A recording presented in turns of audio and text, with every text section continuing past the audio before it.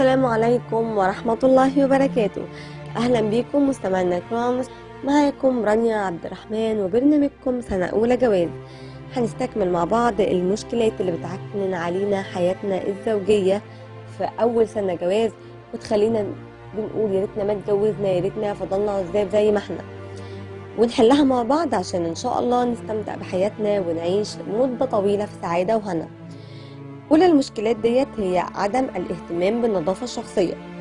أحيانا نتيجة لعدم التوعية من المنزل بيبقى في طرف من الأطراف مش واخد باله من النظافة الشخصية، اللي هي بتكون مثلا غسيل الأسنان بشكل يومي، ريحة العرق ناتج سواء للهدوم أو لعدم الاهتمام بالاستحمام، أو إن أنا ما بستخدمش مزيل عرق. أحيانا ريحة القدمين نتيجة لوقفة كتير أو نتيجة لأسباب تانية كتير. احيانا المنطقه الحساسه عند البنت بتبقى مش واخده بالها منها، ان بيبقى فيه روايح نتيجه لحاجات كتير هنقولها بعد كده ان شاء الله مع بعض قدام. فكل دوت بيعتبر من قله النظافه الشخصيه. طيب احنا ازاي نحل المشكله دي من غير ما نسبب ازمه كبيره؟ لان احيانا الحل من الطرف الثاني بيكون صعب، يا بيسكت فبينفر من الطرف الاولاني، او انه بيقول بس بيقول بشكل صعب قوي يخلي الطرف الثاني يبقى يعني يسبب له ازمه نفسيه بدل ما يعالج معاه المشكله.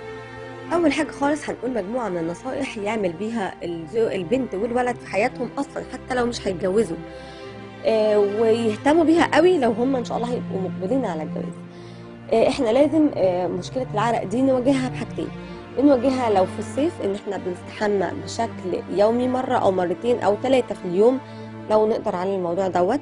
ما نقدرش يبقى مره او مرتين، بعدها على طول نستخدم مزيل عرق ريحته حلوه، علشان خاطر نقدر نحافظ على الريحه طول اليوم. نحاول بقدر الامكان ما نلبسش غير الملابس القطنيه، لان الملابس التانية بتعمل بصراحه روائح حتى لو انت حاطط مزيل او برفان.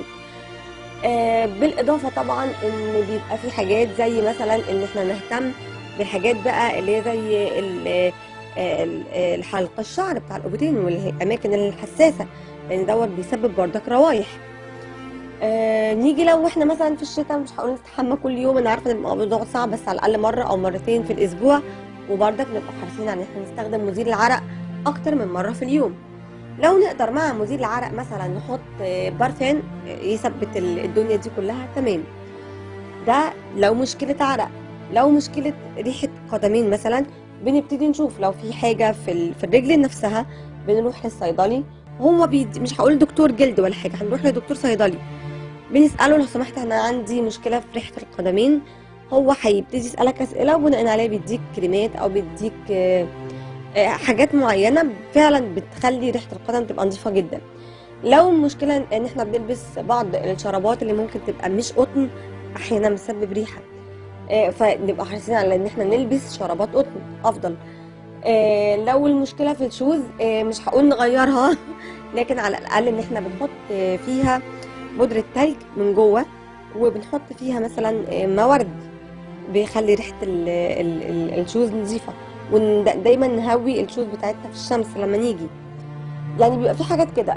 في بقى زي المناطق الحساسه مثلا عند البنات، نبقى دايما حريصين على استخدام غسول مناسب، ومش اي غسول احنا بنشتريه، لازم نسال الطبيبه المختصه طبيبه النساء للبنات اللي لسه ما اتجوزتش او للبنات المتجوزه، لان مش كل حاجه تنفع. يعني مش شرط تبقى ريحه بس، لا، علشان ما نسببش مشكله تانية او ازمه تانية، وهكذا. النصايح دي لو عمل غسيل الاسنان، قبل ما اخلص النقطه دي لازم نبقى دايما نغسل سناننا على الاقل، مش هقول 3 4 مرات في اليوم، لكن على الاقل يبقى مره الصبح ومره قبل ما ننام. ونبقى حريصين على ان احنا مثلا يبقى في بقنا دايما حاجه حلوه عشان ريحه نفسنا تبقى كويسه، زي ان احنا مثلا ناكل المستيكه بنعناع، ناكل الحاجات اللي فيها فراوله، حاجات اللي بتخلي ريحه البق دايما حلوه. ولازم الاسره يكون لها دور في الموضوع دوت، الاب والام ينصحوا اولادهم وبناتهم ان هم يبقوا حريصين على نظافتهم الشخصيه. طيب، ونفترض ان محدش عمل بالنصايح دي او ما اخدش باله، وان الطرف يعني طرف من الاطراف خلاص اتحط في الوضع ده مع طرف ما بيهتمش بالنظافه، لما يجي يقول له ما يقولهوش بشكل مباشر، يقول له بشكل غير مباشر. بمعنى ان مثلا يجيب له فرشه سنان ومعجون هديه، يقول له بص انا هستخدم النوع دوت، وانت لو هتستخدمه 3 مرات هيبقى حلو قوي معاك. يجيب له مزيل عرق، يقول له ايه رايك بص جرب المزيل ده مرتين هيبقى فظيع قوي، وهكذا. يعني ما يجيبهوش بشكل مباشر. لو الطرف الاولاني ما خدش باله، يبقى الطرف التاني يقول له بقى بشكل بقى ايه لطيف شويه، بص والله انا خلي بالك بيحصل كذا كذا، وده مش كويس على صحتك، فخلي بالك علشان ما يتفاقمش الموضوع قدام. وبالطريقه دي نبقى حلينا اصعب مشكله ممكن تواجه احد الزوجين. اما المشكله التانيه اللي معانا في حلقتنا النهارده، فهي افشاء الاسرار الزوجيه. وده بقى بيحصل بين البنات والولاد الاتنين في نفس المستوى تقريبا. تروح تحكي لمامتها، تروح تحكي لباباها، يروح يحكي لصاحبه، يفتخر بحاجة عملها، سواء كانت في العلاقات الحميمة أو كانت في البيت نفسه. بيحكي على مصروف البيت، بيحكي على المشاكل، بيحكي الكلام دوت ما ينفعش خالص. البيوت أسرار، ما ينفعش إن هي تتجاوز الزوج والزوجة، إلا طبعا لو في مشاكل وتفاقمت قوي واحنا خلاص كفردين لوحدنا عجزنا ان احنا نحلها. لكن المشاكل والحاجات الشخصيه قوي ما ينفعش ان احنا نقولها لصاحب، لجار، لاب وام، لاسباب كتير جدا. احنا لو بنحكي للاب والام ما هيشيلوا، وهيحصل مشكله، وهيبتدوا يتضايقوا من الزوج او الزوجه ويكرهوها ويتعاملوا معاه وحش، وانت كزوج او انت كزوجه هتزعلي على زوجك.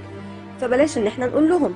لو صاحبه او صاحب هيبتدي ينصحك نصايح ممكن تبقى غلط خالص وتوديكي في داهيه وتخليكي يعني تزودي المشاكل مشكلتين. او لو العلاقات حلوه هيبتدي يبص في حياتك فهيبتدي حياتك تبوظ. فلو سمحتم دايما نحافظ على اسرار بيوتنا. بشكركم مستمعينا الكرام، واشوفكم ان شاء الله في حلقه جديده من برنامجكم سنه اولى جواز.